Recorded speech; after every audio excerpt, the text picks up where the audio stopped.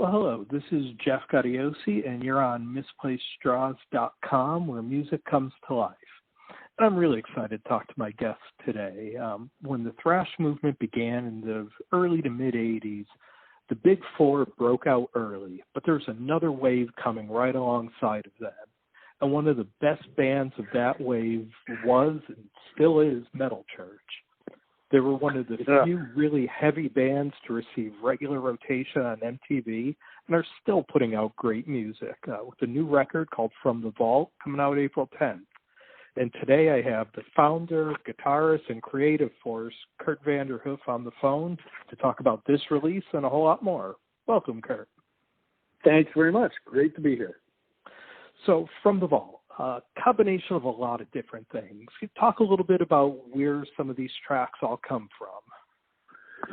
Oh man, well, just when you start putting together records, you're writing albums, you get songs that don't get finished, songs that you forget about, songs that maybe didn't fit at the time, and just you get kind of leftover pieces. And it's not that they aren't good, but maybe just they got, for whatever reason, maybe got overlooked or didn't fit with what we were doing. And after the past few years working with, since Mike came back, we had a bunch of stuff that we like, a lot of this is pretty good, and I hate to have it go to waste.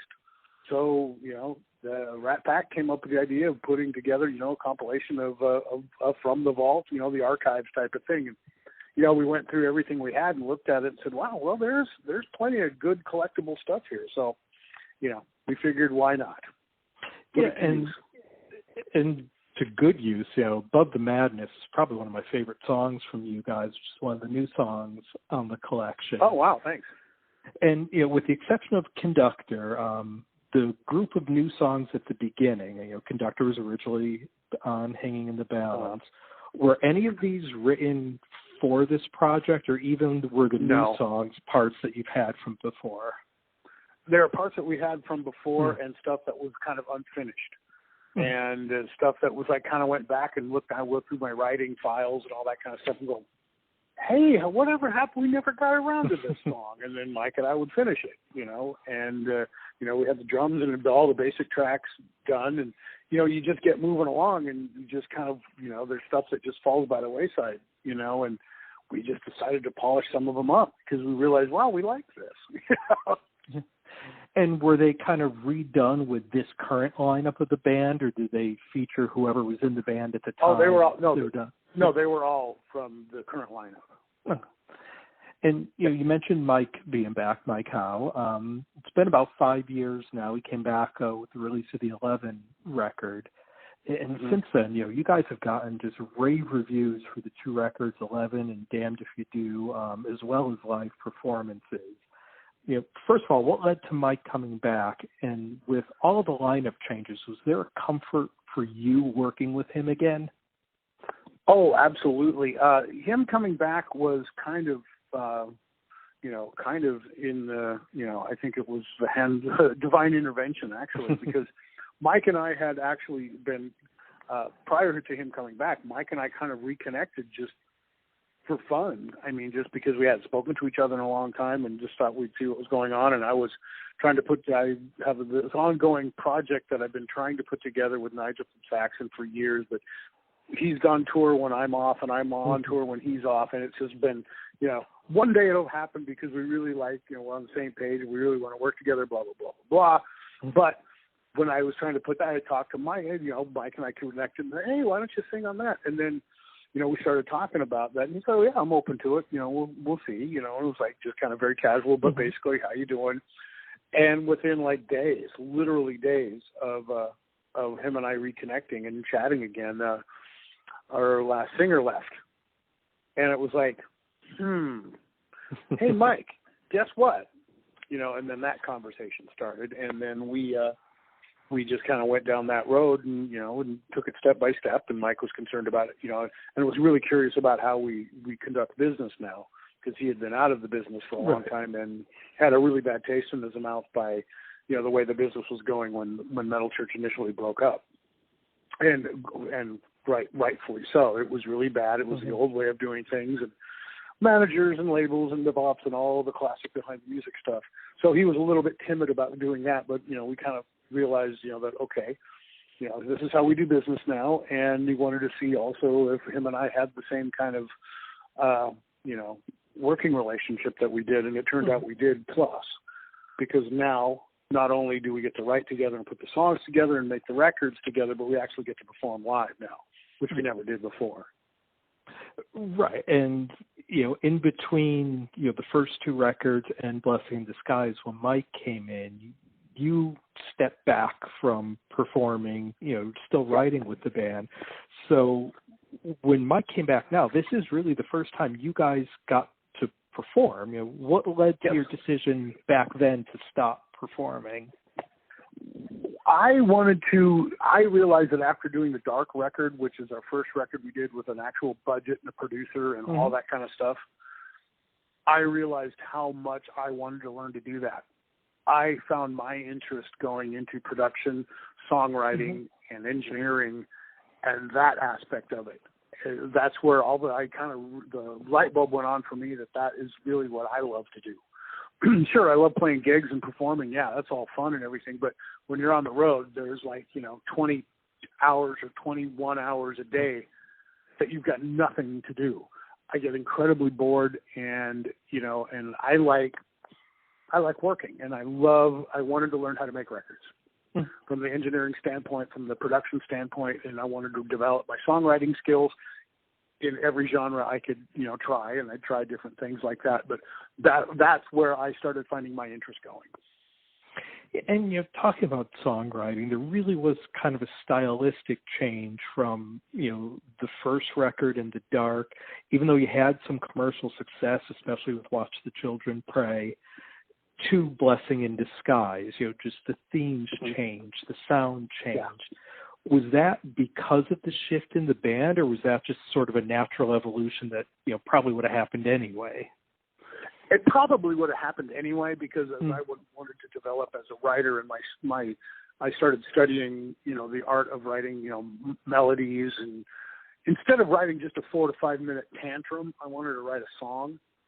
And I really started wanting to go down that road. So a lot of people consider us hard rock now, which is fine with me. And we're not really part of the thrash thing, which is fine with me. I just really wanted it heavy. I just found myself developing more musically and wanted to be more musical. So that's when that started. Well, I think that's one thing with you guys, too, over the years and with different lineups. There's never really been a way to, which is a good thing, I think, of pinpointing you into a specific genre of, your thrash or your heavy metal or your hard rock. You guys really kind of bring all of it together. Yeah, and that's by design too, and because I like that. That's the stuff that I like. I think I'm Metal Church, definitely is heavy metal. Old school, by today's standards, we're hard rock. Because stuff now is so heavy and so dark and so unmusical and so unmelodic. We're definitely not a part of that. So, and I find that to be, and that's perfectly fine with me. If even the production on the last record was intentionally done to sound like a hard rock record rather than a modern metal record, because to me, modern metal records, they all sonically in production, they all sound exactly the same. Sonically, they sound exactly the same. The only way you can tell is if they actually have a singer. That may be this particular band, but most of the metal bands now just have this, the screaming and that kind of Cookie Monster stuff, which you can't tell the bands apart. There's nothing going. I mean, there's nothing, no identity. And it loses the melody and the song. That's the core of all of it, and that's not there. Yeah.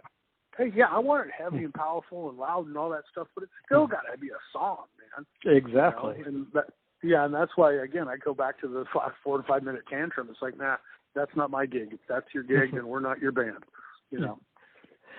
And now you returned to performing, late 90s when the original lineup got back together. Why do you kind of feel that reunion was sort of short-lived, after the one record and shifted again and another thing? Well, yeah, I didn't want to say that. I want to hear that from you. It was a disaster. It was on paper, it was great. Yeah. It was a great idea. And then we ended up with a half-baked record, a half-baked tour, and everything fell apart in the studio, and it all landed in my lap, and I had to, pull a rabbit out of a hat, and try to make a record that was least listenable. And, it was horrible. And Dave couldn't sing anymore. And, oh, God, ew. It's just like, that's the one point, I said this before, that's the one point in my career where I was listening to advice from the suits and the people, management and the suits and the record companies and blah, blah, blah, blah, blah, that were pushing me to do something. And I knew it was the wrong thing to do, but I did it anyway. And that was like, that's the one time that I did it, and it blew up, and it totally proved my point, and it was a disaster. So anytime anybody tells me something that I instinctively know is not a good idea for the band, I'm never doing it again. And so it was a learning experience. But you got unfortunately, now I'm like, from now on, no. If I ain't feeling it, it ain't happening. So. But there were some moments that were all right, I guess. But, overall, the big picture that should have never happened. When it started to blow up and started to not work, it should have ended. And now you guys have had, like, really kind of three distinct eras, with the three singers. Does it ever surprise you that through, not only the vocal changes, but, there have been a lot of members in and out of the band, but Metal Church fans have stood beside you through all of it? I mean, do you ever think back to, like, wow, all these changes and people are still with us on the ride?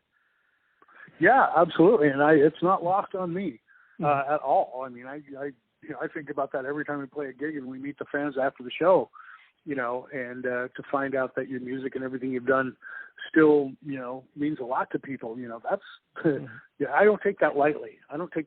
When people say things to me that I would say to Alex Lifeson or something, that's like, it's hard to process, for me, and certainly on a much lesser scale, but still, nonetheless, if one person thinks that of the work that I do, that's huge. So it's not lost on me at all, and it's not lost on the band for sure. But, if you're in a band and you're working, this many years, you're bound to have lineup changes like most every band, right. Unless you make it huge, like, like Metallica or something like that. Megadeth's the perfect example. Lots of people in and out. But if the sound stays the same, people can still identify with it. Yeah, and so you mentioned Alex Lifeson, and, I don't know if people realize that, kind of at the heart, you got a little prog thing going from your influences to your side projects. How, it's weird because I don't think a lot of people would really reconcile sort of that deep prog with what Metal Church does.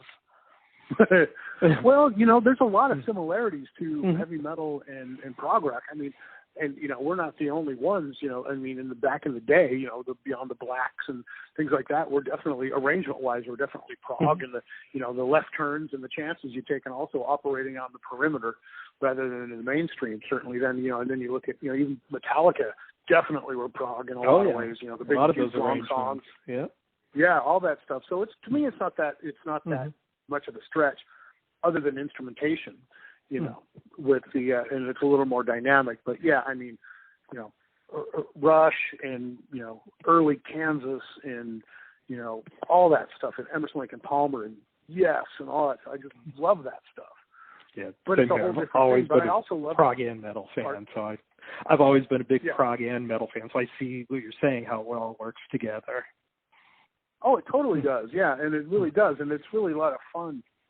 I like music. I mean, I like all kinds of music, and I like to challenge myself and try to create as much stuff as I can. Some I'm good at it, some I'm not. But I love creating. That's my favorite thing to do. Is, again, why the road got a little bit tiresome for me at the time is, because I want to be in the studio making music. On the road can't really do a lot of that. So, but the whole prog thing for me was just it's a necessary outlet. And I was really disappointed. One of the bad things that happened, I mean, speaking of myself personally, with the current situation with the, virus and all that stuff, is Presto Ballet, my prog band, we were booked on Cruise to the Edge. And that obviously was canceled. So that was actually one of the things I was going to ask you about. Yeah, we were booked on that. We were really looking forward to it because we don't get that many chances to perform. Because it's a very niche thing. We don't get that many chances to play. So we were really looking forward to that. So, but that is being rescheduled, and we'll be definitely doing that again, and working on a new album too. And it's going to be the follow-up to the Relic of the Modern World album. So, and you mentioned the virus. We got to talk a little bit about the situation we're all in. Now, the record was coming out in April. Did you guys have any touring plans for this release, or was it just going to be kind of a stand? Okay.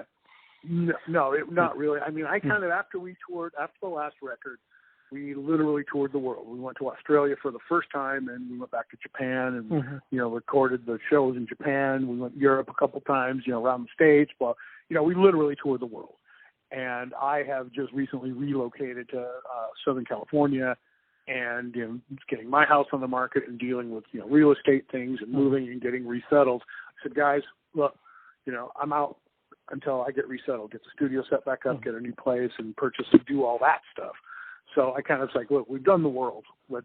I need some time for me to get some resettled, build the studio again, and and all that kind of stuff. So I kind of put the kibosh on anything until after a new record. But so that's when Joe and I started discussing. Well, we've got all this material that we don't want to go to waste. And I'm like, hey, let's go through it, and if we can make something that's good, I'm all for it.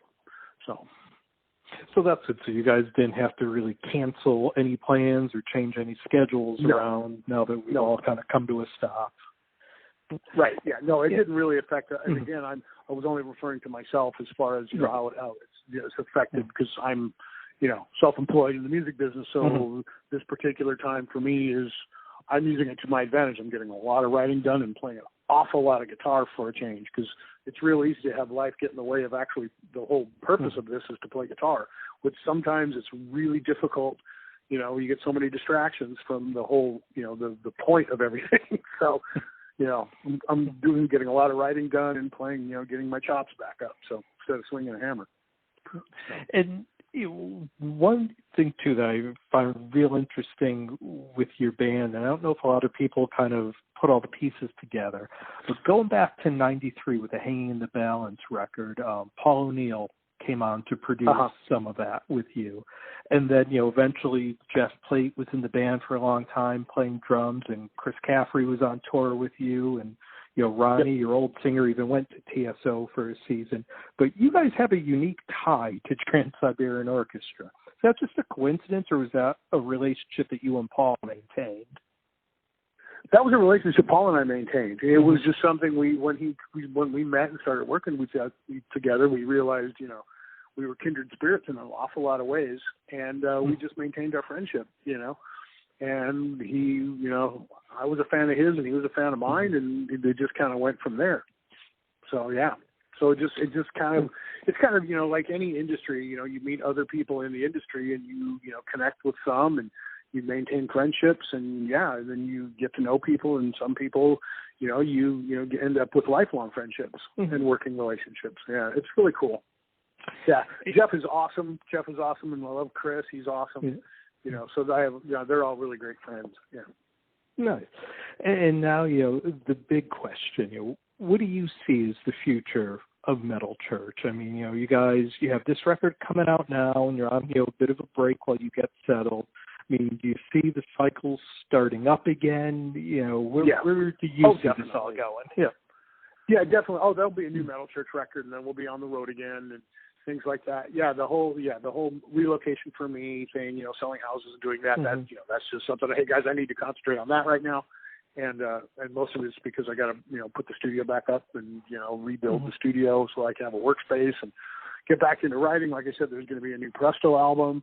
I've got some other projects that I'm working on. So yeah, it's just getting resettled and just getting to work. It's a lot of work to do, a lot of music coming down the pike for me. So I'm very blessed in that department. Yeah, So I'm very blessed in that respect for sure. So very grateful. And again, the record is called From the Vault. It comes out April 10th, and I was on your website. You guys have a bunch of different packages available for people to order physical copy. It'll be available on all the streaming services.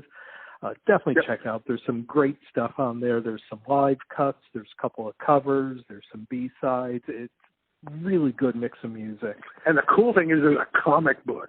I'm looking at that right now, actually, on your website. Yeah. How crazy is that? That's a cool thing. Now, did you use like your own blood in the ink, like Kiss did back in the day? No, that's one thing we didn't. No, we didn't use any bodily fluids in any of these. Well, Kurdt, again, we're not that metal. Thank you so much, man. It's been a pleasure getting to talk to you. Best of luck with the new record. Definitely encourage everyone to hear it. And, again, when it does come time for the new Presto Ballet record or when Metal Church does something, let me know. We'll get it out there to everybody. And hopefully could talk to you again soon sometime and catch you on the road. That would be terrific. I'd like that. Thanks a lot, Kurt. We'll talk to you soon. You bet, man. Yep. Okay, bye-bye.